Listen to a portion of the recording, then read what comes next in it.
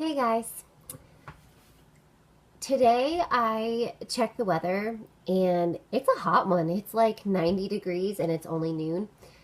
But more importantly, the UV index was 8 out of 10.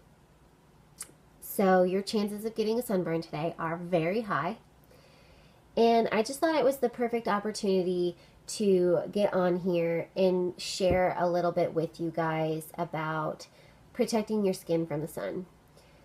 There are like a million questions out there. Should I be using sunblock? Is sunblock safe? Doesn't it cause cancer? What SPF should I be using? Do I need waterproof? Should I get the baby sunblock because that's 90 SPF? Is 15 SPF even going to do anything for me? Can I make my own sunblock? Is it really that important to be using sunblock? All of these things can be super overwhelming because there's so many different theories out there about sunblock. But I want to clear things up a little bit. It's actually pretty simple. First off, the sun and the UV rays. The sun puts off three kinds of rays: UVA, UVB, UVC. UVC doesn't even make it into our atmosphere. We don't have to worry about those. UVA and UVB, those are the UV rays that cause skin cancer. UVB rays are the sunburn rays, so that's where your sunburn's coming from. And UVA rays are causing your skin to age, causing your wrinkles. So how do you protect yourself from UVA and UVB rays without loading up on toxic chemicals that you could potentially get in a sunscreen? The CDC says, that's our CDC, says that 96% of sunblocks contain unsafe and harmful ingredients. That means 4% of the sunblocks out there are considered safe. That is not a lot.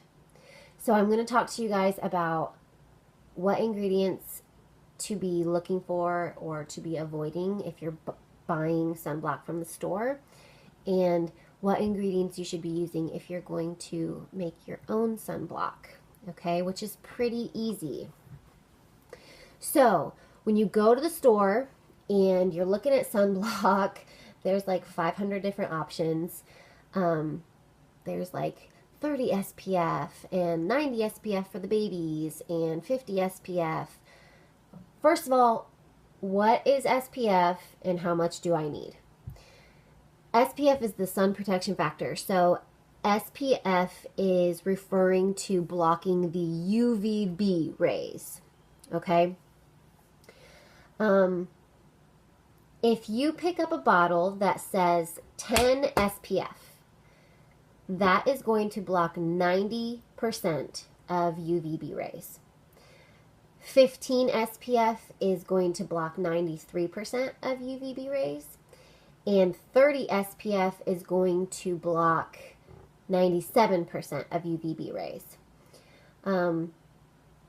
Now you get all the way up to 100 SPF, and that's only blocking 99% of UVB rays. So between 30 and 100 SPF, you're only blocking 2 more percentage of the UVB rays. So really, the maximum amount of SPF that you truly need is 30. 30 SPF is going to cut it. It is going to get the job done for you. So you don't need to be getting that 50 SPF.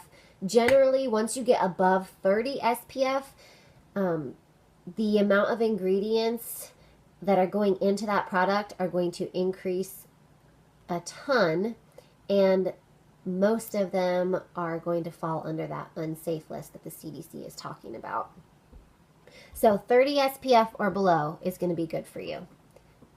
Knock that one right out. What ingredients, when I'm looking at those 30 SPF products, should I be avoiding? Okay, so SPF is talking about blocking the UVB rays. What's blocking the UVA rays?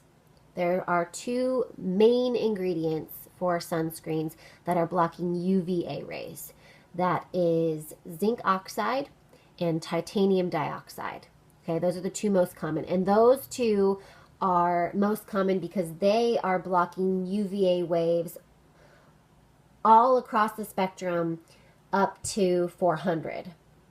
So those are the two main ingredients for blocking UVA rays in sunblocks. Titanium dioxide, that is not safe. It's harmful. You do not want to get a sunblock with titanium dioxide. Zinc oxide is the safe ingredient that you want to be looking for. So when you're looking at the back, active ingredients, if it says titanium dioxide, put it back on the shelf. Find one that says zinc oxide. They do sell them in the store, zinc oxide based sunscreens. Okay? That's also what Dr. Mercola recommends. So when you're getting a sunscreen from the store, 30 SPF or below, zinc oxide, not titanium dioxide. Okay?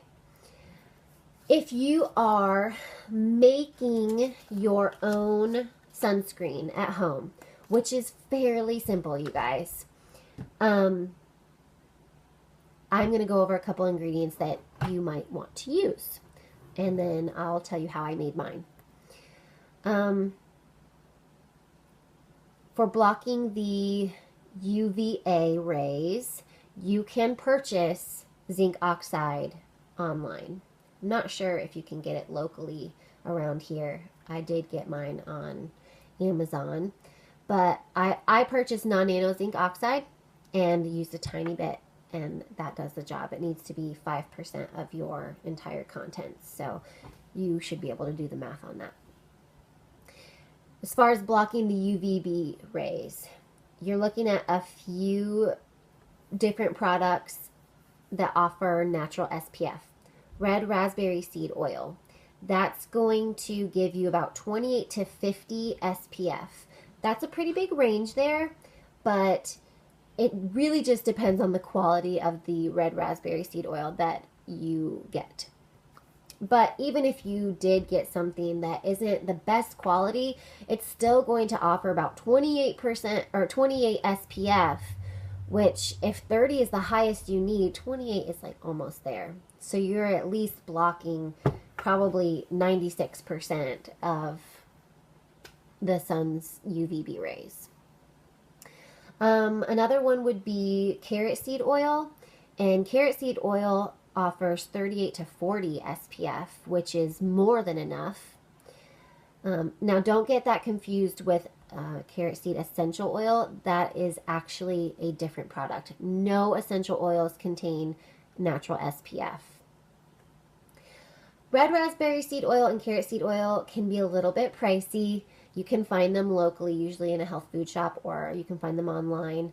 So these next options are a little bit more frugal. They do have less SPF, however, they are still going to offer protection, so they're a good option.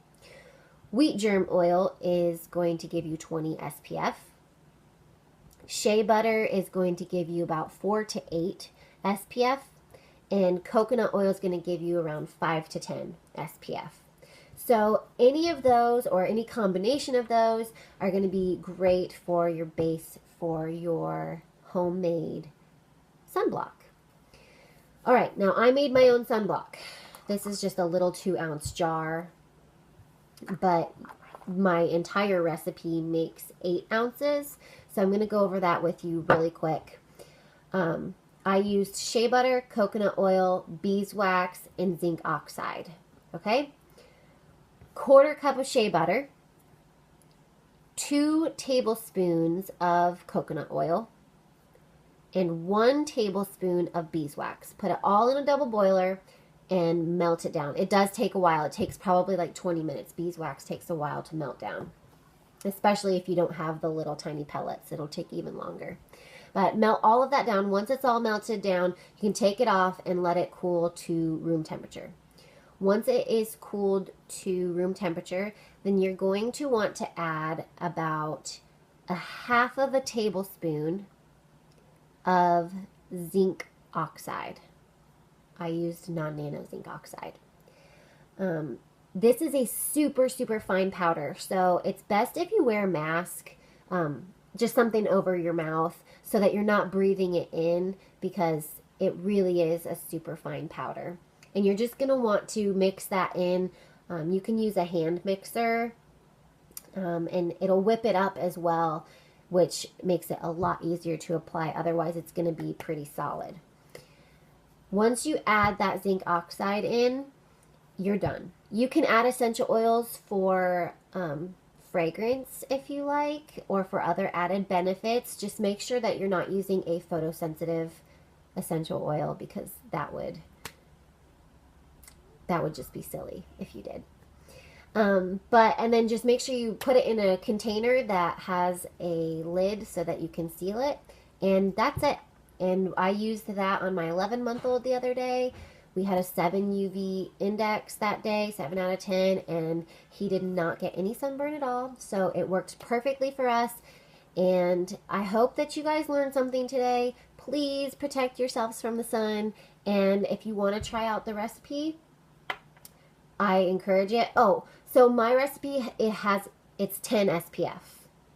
10 SPF, so my recipe is going to block 90% of UVB rays, and since it has zinc oxide in it, it's also blocking the UVA rays. If I wanted to increase the SPF to anything more than 10, then I would just add a half a teaspoon of either red raspberry seed oil or carrot seed oil, and that's going to increase my SPF to anywhere from 28 to 50 SPF for that recipe.